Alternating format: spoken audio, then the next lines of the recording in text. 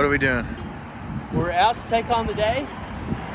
Gonna do a little shopping, a little sightseeing. Enjoying this mountain weather.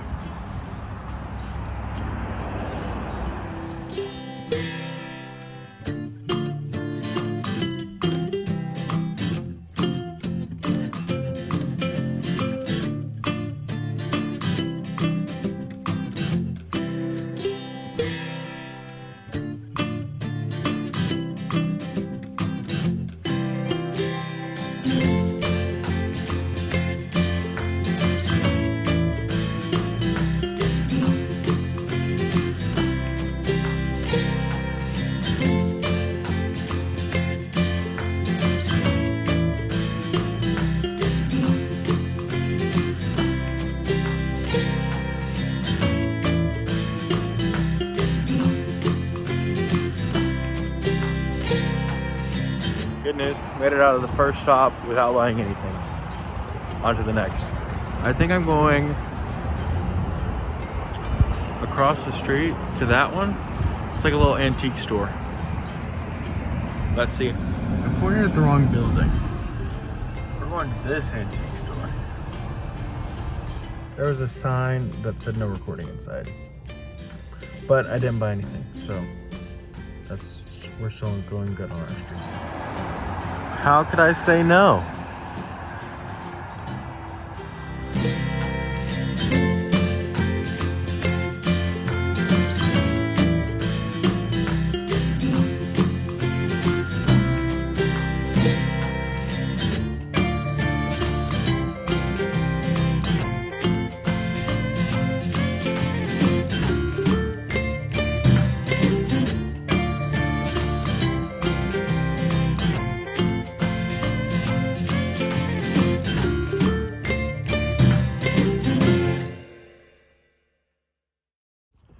So I have nothing else to do right now, so I think I'm going to do the Somerville Brick walking tour.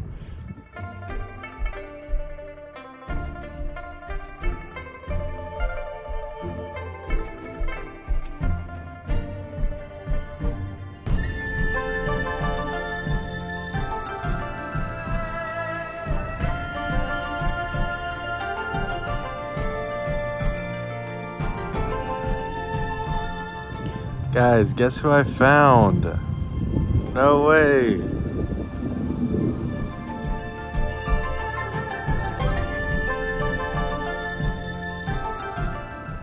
Sevier County Courthouse.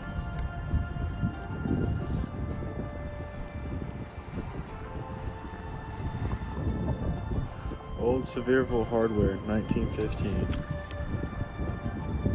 It's talking about those bricks.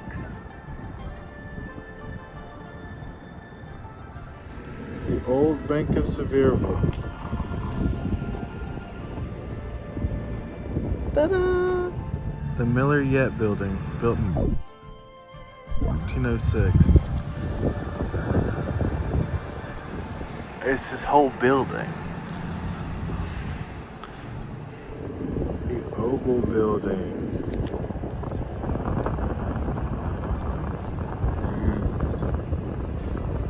All those bricks were made here. The Trotter Motor Company. It's now a breakfast place, but it used to be a Ford dealership.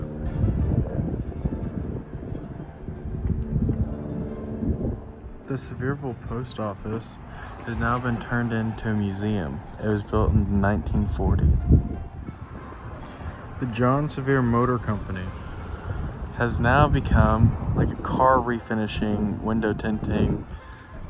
Over there's more of the building. The Dwight and Kate Wade House. Some more of its story. There it is.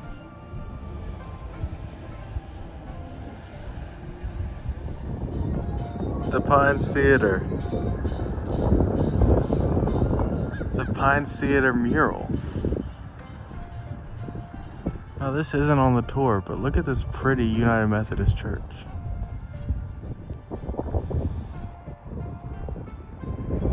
Look how cool. The original Murphy College building, 1891. Now there's another part of the tour called African American Artistry. And right here, Lewis Buckner Woodwork. And that's all of that up there. You also have the Paris DeWitt McMahon bricks. And they say Paris on them. And there's also the Isaac Dockery brick. Pretty incredible. I'm actually having a lot of fun because most people come up here to Sevierville and they go either to the national park or they go up to Gatlinburg. But there's this whole cool city down here that has so much history to it that people will just forget. So 10 out of 10, if you're in Sevierville, would recommend taking the walking tour. Now that I've finished the walking tour, I'm gonna go back to the museum to see if I can find one of the bricks that Paris DeWitt Mahan made. Just because I think that was really cool. And on the back of this pamphlet, let's see, there's a whole story on how it all went down. It's just a pretty cool story. So I might even read that story voiceover to the museum. Open by appointment. So I'm gonna call and see if I can get an appointment. Unfortunately, they are not taking reservations right now because they're remodeling on the inside. But next time you're in Sevierville, stop in and see if you can find an Isaac Dockery brick or a Paris brick. Okay, I'm not a strong reader, but here we go.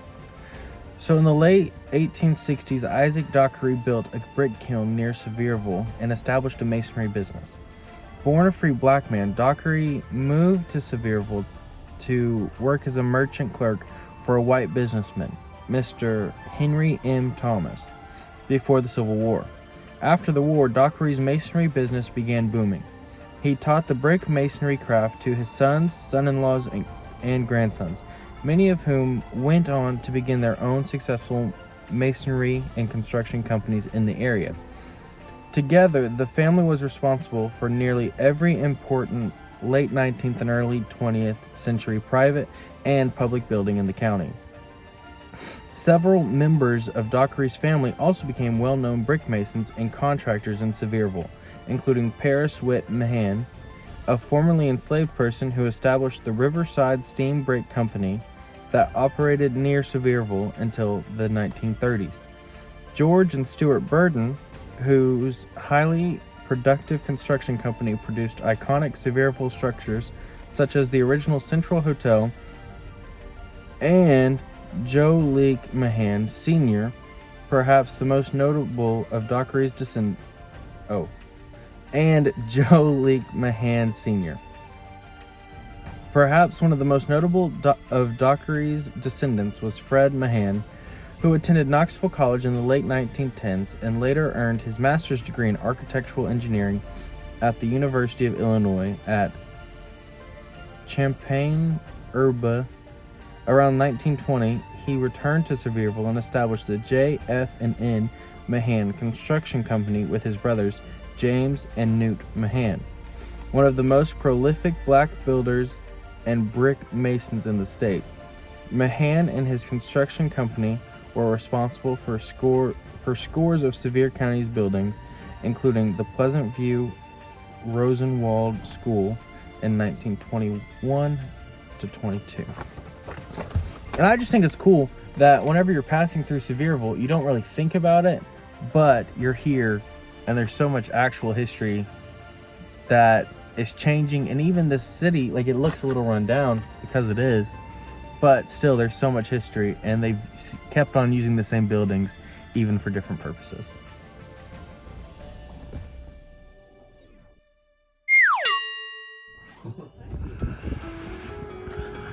Lunchtime. I picked up mom and dad from daycare and we're going to lunch.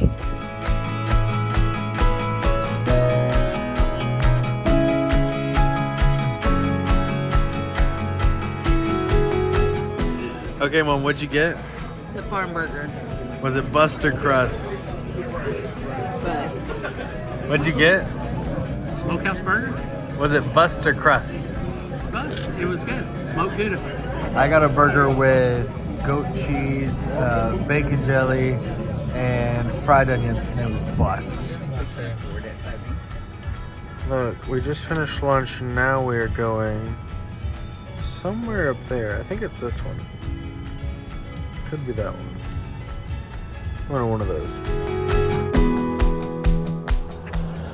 So we got to the national park, but it was closing.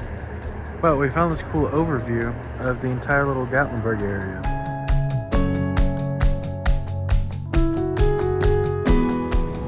We ended up at the Tanger Outlets.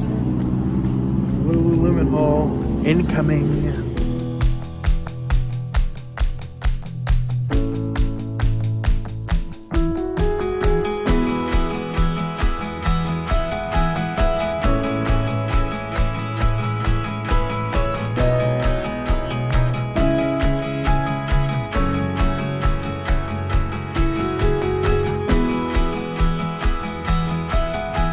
We got a whole extra pizza because it's a really good deal.